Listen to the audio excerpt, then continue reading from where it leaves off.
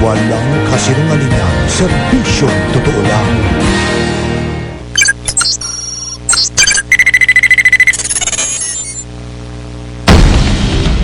Ngayong gabi sa investigador, babaeng wala namang palang lisensya, umeepal na dentista. Si Miss Rosemary Salazar lang ang nagtitreat sa pasyente. Nag-work siya alone from Monday to Sunday. Open siya. Wala pong nagsusupervise sa kanya. Hindi kasi uma-appear doon si Dr. Comia. Papasa mo pa kuya. Maganda sa'yo kuya Jackie. Sa bali 10 ko yung apat.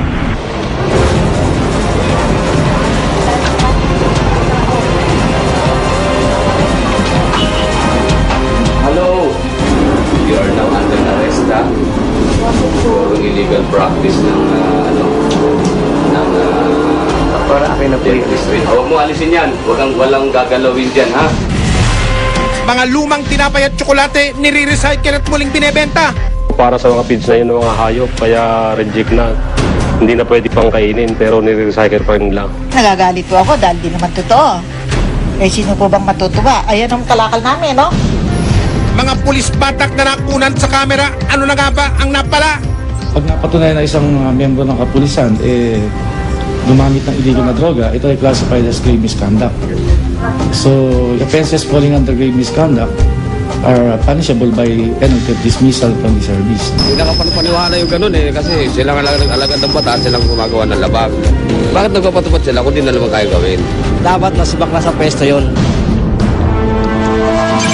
Magandang gabi po, ako si Mike Enriquez at ito ang investigador. Huwag kayong bibitiw dahil ang mga kwentong isinusumbong niyo sa amin, hindi namin tatantanan.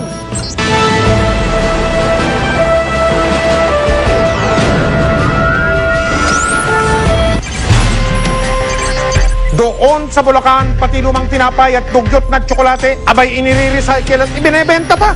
Ano ito, bote dyaryo? Sus ko po! Tsokolate at biskwit. Bao. Ang tsokolate, masarap kainin.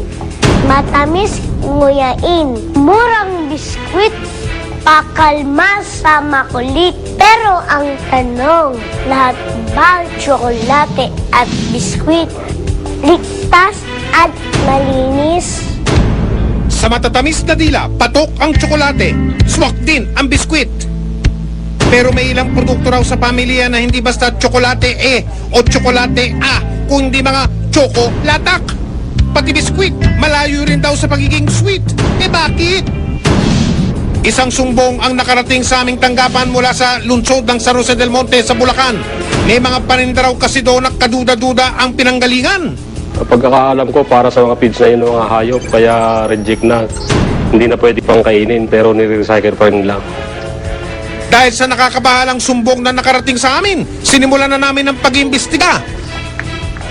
Sa bungad pa lang na itinuturong imbaka ng mga inirereklamong produkto, abala ang mga tauhan. Bisi-bisihan. Naidokumento sa aming kamera ang mga sako-sakong produkto. Ano kaya ito? Yung mga nasa plastic na dinudurog at ginagawang taktak, yung biskwit na pinatatamis nila at binabalot. Kaduda-duda rin ang mga pwesto ng kanilang paninda. Abay, bakit naman tila walang matinong lalagyan ng mga pagkain dito? Oops, pinulot pa ni ate. Dahil ba wala pang 5 minutes? Naku naman! May kontrata na kami. Sa bandang likuran naman ng imbakan, uy, tsokolate! Yummy! Uy, bakit naman kinakamay nila ate? Uy, bakit naman parang wala sa matinong lalagyan? Uy, bakit parang tira-tira na lang? Choco, latak! Naku, linsyak! Nilalabas na sa kumpanya yan, for animal consumption yan. Minabuti na rin naming imbestigahan pati ang lugar kung saan daw dinadala ang mga produktong galing sa kanilang imbakan. Isang truck ang naabutan naming tumutulak palayo sa lugar.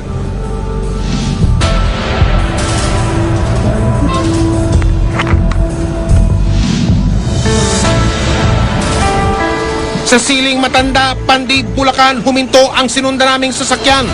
Isa sa mga sinusupply ng warehouse sa San Jose ay ang Rodisco sa Pandi, Bulacan. Napag-alaman namin na sa lugar naman na ito niriripak ang mga pasong produktong galing sa lungsod ng San Jose del Monte. Aba, sandali, akala ba namin hindi ito pagkain ng tao? Naloko na! Yung mga biscuit na galing sa warehouse, dinudurog lang nilalagyan ng honey at saka binebenta sa Samar. Dagdag ng aming informante, tinatawag na taktak ang mga nirecycle na produkto. Sa araw ito ibinebenta sa mga tao. Mapamatanda o bata, walang kawala. Pati nga ilang tindahan sa lugar nagbebenta raw ng mga panindang galing dito. Ganito ba ang klase ng paninda na ligtas kainin ng mga tao? Tsokolating galing sa warehouse, recycle na yung mga yun, madumi na yun. Ayon pa sa informante, may impluwensya ang may-ari ng mga inirereklamong imbakar at tindahan. Isa raw kasi siyang punong barangay. Kinilala ang may-ari nito at kapitan de barangay sa Bulacan na si Roberto Concepcion. Si Roberto Concepcion, siya ang may-ari ng Rodisco. Kapitan din siya ng Siling Matanda. Ang lagay, kaya ba malakas ang loob na magbenta ni Kap ng mga taktak na produkto? Ang mga produktong taktak agad naming ipinasuri sa isang laboratorio.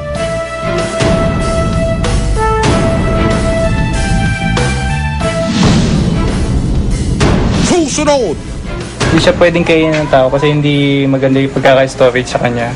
Nagagalit po ako dahil di naman totoo. Eh, sino po bang matutuwa? Ayan ang kalakal namin, no?